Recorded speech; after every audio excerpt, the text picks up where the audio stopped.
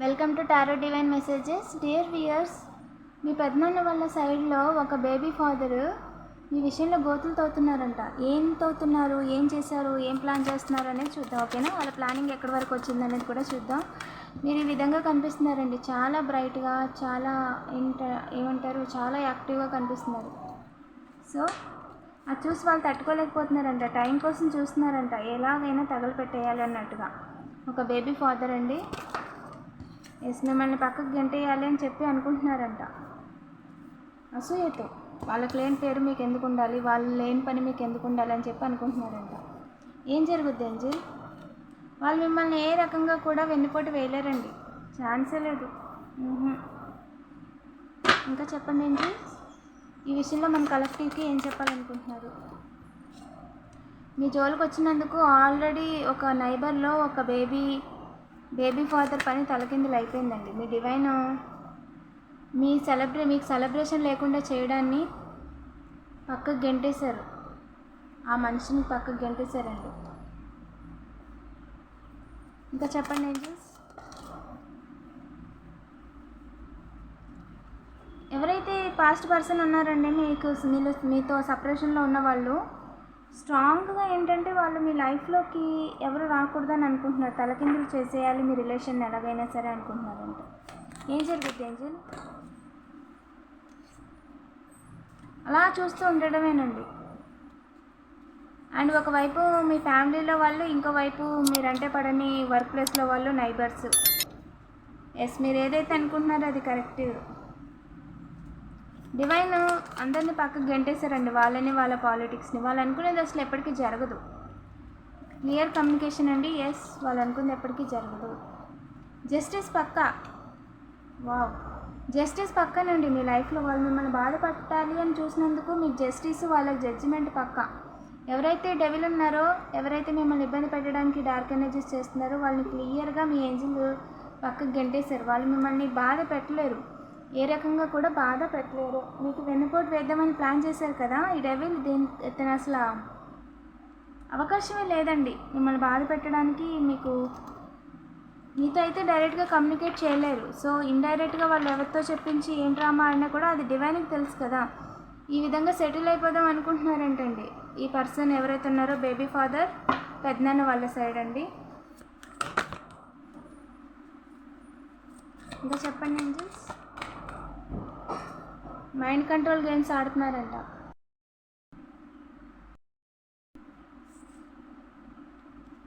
మీరు హీల్ అయిపోతున్నారు, మీకు ఎక్స్పీరియన్స్ వచ్చేస్తుంది అని చెప్పి మైండ్ కంట్రోల్ గేమ్స్ ఆడి మిమ్మల్ని ఇబ్బంది పెట్టాలని చూసారంట. బట్ మైండ్ కంట్రోల్ గేమ్ అనుకున్నట్టు వర్క్ అవ్వలేదండి. వాళ్ళు ఏంటంటే మీరు చేస్తున్న పని నాపేసి మీ మర్యాద తీసేయాలి అందరిలోని అని అనుకుంటున్నారంట. ప్లాన్స్ చేస్తున్నారంట. ఎలాగన్నా సరే మీ హ్యాపీ మూమెంట్స్ని లేకుండా చేయాలని చెప్పి అనుకుంటున్నారంట. బట్ వాళ్ళు మిమ్మల్ని బాధ పెట్టేలాగా క్రియేట్ చేయలేరండి. కింద పడ్డారు, వాళ్ళే కింద పడ్డారు, క్లియర్గా కింద పడ్డారు. ఇంకా చెప్పండి ఏంజల్స్. వాళ్ళ ప్రొజెక్షన్స్ అనేవి మీ మీద పనిచేయలేదండి. వావ్.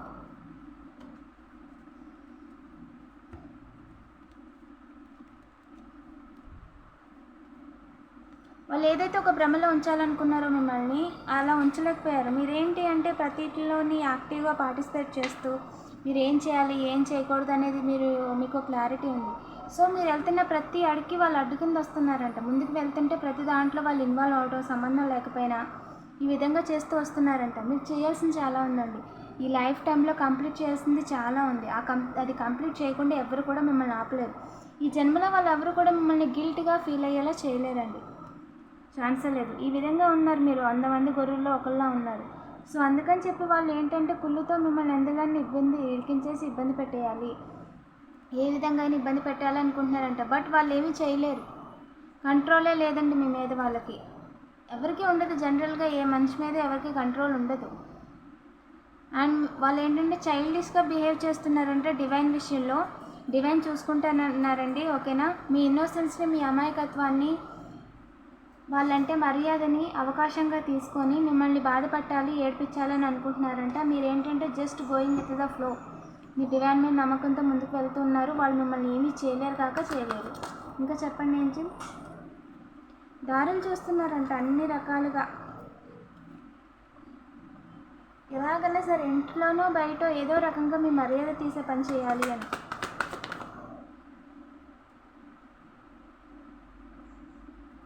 అవకాశంగా తీసుకొని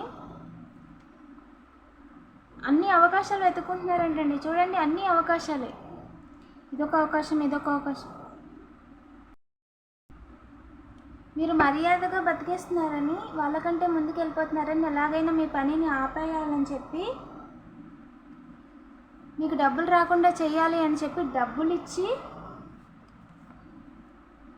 మీకు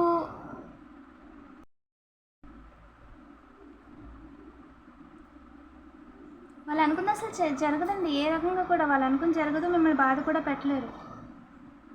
మిస్ అవ్వకూడదు, ఎలాగైనా మిమ్మల్ని ఇబ్బంది పెట్టాలి, డబ్బులు రాకుండా చేయాలని చెప్పి చూస్తున్నందుకు గట్టిగా కర్మ అనుభవిస్తారండి. చాలా గట్టిగా అంటే చాలా గట్టిగా, చాలా క్విక్గా కర్మ అనుభవిస్తారు. స్ట్రాంగ్గా అనుభవిస్తారు. మిమ్మల్ని ఇబ్బంది పెట్టడానికి మాత్రం ఏ రకంగా కూడా వాళ్ళకి అవకాశమే లేదండి. వాళ్ళ కొలాబరేషన్ అంతా కూడా తలకిందులు అయిపోయింది. మూన్ కార్డ్ ప్లీజ్ చెప్పండి, ఈ విషయంలో మన కలెక్టివ్కి ఏం చెప్పాలనుకుంటున్నారు ప్లీజ్ చెప్పండి. Communication is key. మీరు ఎంతైతే క్లియర్గా మాట్లాడగలుగుతారో, ఎంతైతే కమ్యూనికేట్ చేయగలుగుతారో అంత బాగా సక్సెస్ అవ్వగలుగుతారు. ఓకేనా? ఏదన్నా సరే ఓపెన్గా మాట్లాడండి అని చెప్తున్నారండి. యువర్ డ్రీమ్స్ నీడే ప్రాక్టికల్ ప్లాన్. మీరు ఏదైతే చేయాలనుకున్నారో అది ప్రాక్టికల్గా ప్లాన్ వేసుకోండి, ఒక టైం టేబుల్ వేసుకోండి. అప్పుడు ఏది ఇంపార్టెంట్ ఏది కాదనేది మనకి ఈజీగా అర్థమవుతుంది. సో ఇంపార్టెంట్ అనేది ముందు చేసేసుకోవచ్చు అని చెప్తున్నారు. Luck is on your side అండి. లక్ మీ సైడే ఉంది. మీరు ఏం చేసినా సరే కలిసి వస్తుంది. పాజిటివ్గా ఉండండి. అండ్ ఫ్యూచర్లో మీరు ఏమేమి చేయాలనుకుంటున్నారో అన్నీ కూడా మొదలు పెట్టుకోండి. డివైన్ అనేది మీకు తోడుగా ఉందండి. మిమ్మల్ని గైడ్ చేస్తూ ఉంటారు ఆల్ ద టైమ్. అండ్ ఏదైనా సరే బిగ్ పిక్చర్లో, ఫ్యూచర్ ప్రాస్పెక్టివ్లో ఆలోచించండి. ఓకే, ఇప్పుడు చేస్తున్న పని ఫ్యూచర్లో కూడా మీకు ఉపయోగపడాలి.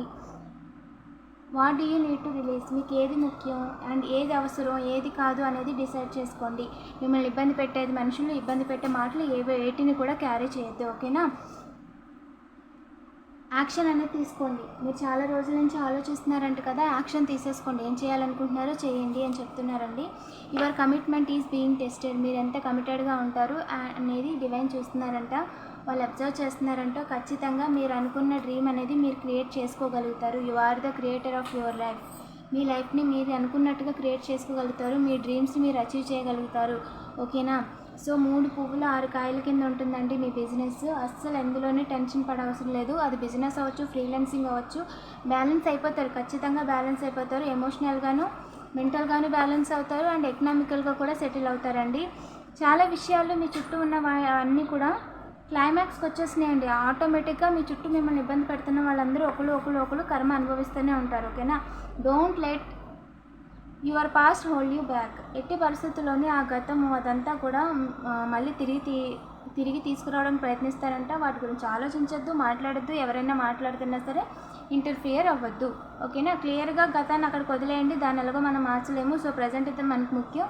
ప్రజెంట్ ఏదైతే ఉందో దాన్ని బట్టే మన ఫ్యూచర్ అనేది ప్రజెంటే డిసైడ్ చేస్తుంది కాబట్టి సో ప్రజెంట్లో ఉందాము. ప్రజెంట్లో ఏమేమి చేయాలని డిసైడ్ చేసుకొని ప్లాన్ చేసుకొని కంటిన్యూ చేద్దాం.